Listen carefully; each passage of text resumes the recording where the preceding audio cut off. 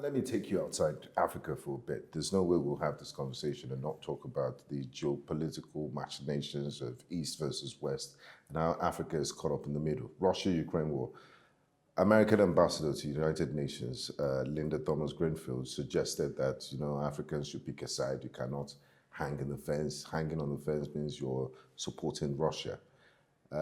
What do you make of this? African countries do have the agency to decide where they want to, who they want to support and their allegiance and who they want to do business with. What should be our position as Africans when these guys are fighting themselves? Because we're caught up in the crosshairs.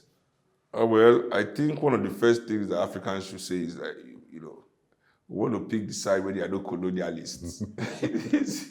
This should be our default setting. That should be our default settings. Any side with a colonialist past, we are not picking you.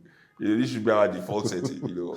Any past, anybody with imperialist second setting, anybody with imperialist interest, we are not picking you.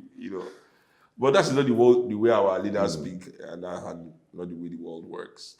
Majority of Africa is still foreign owned.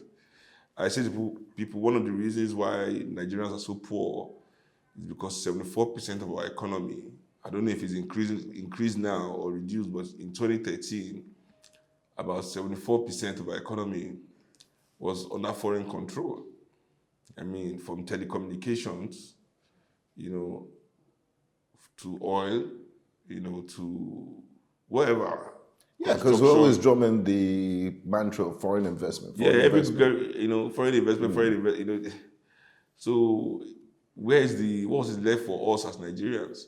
Over 70% of our arable land is used to grow cash crops, and we complain about the rising cost of food. Why won't food be expensive? When instead of us to feed ourselves with our land, we're using it to grow crops that people will use in their industries abroad, while our people are going hungry, can't afford food. One bag of rice is more than minimum wage. What is the staple diet of the poor Nigerian family? And you complain about crime and all of that. So for me, these things are all intertwined. We as African people cannot continue to live our lives as some sort of footrest for some other people's existence. America, being less than 10% of the world's population, consumes 25% of the world's resources. Scientists have said we would need about 4.2 Earths, not one Earth. We need 4.2 Earths. 1, 2, 3, 4 Earths, 4 planets for everybody in the world to live like an American. Wow. So definitely this American dream is not sustainable for the world. It's not a sustainable model.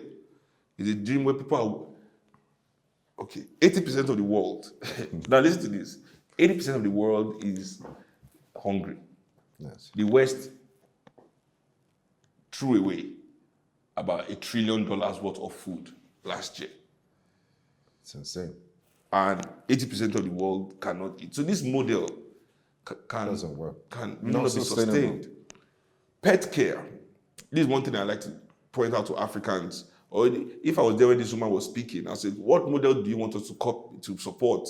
You want us to support Ukraine, or we are supporting Russia? You support Ukraine, which means we are supporting America. Whereas America has imposed a system on Africans. We have our country's budget. Nigeria's budget is what? $40 billion a year. The pet food industry in America alone is what's about $67 billion. Okay, that's quite humbling. So the food of dogs and cats in America, they spend more on feeding their cats and dogs than our country spends on our healthcare, our military, our transport, our education. You understand? Which means that the feeding of the American pets in the global order has been made to be more important than the life of all Nigerian people. You understand what I'm saying? Giant of Africa. I've not added pet health. This is the pet food industry. I've not added pet grooming. I've not added pet health care. pet insurance, food. just their food. I've not, actually, it's only America. I've not added Canada, France, UK, Germany, Holland.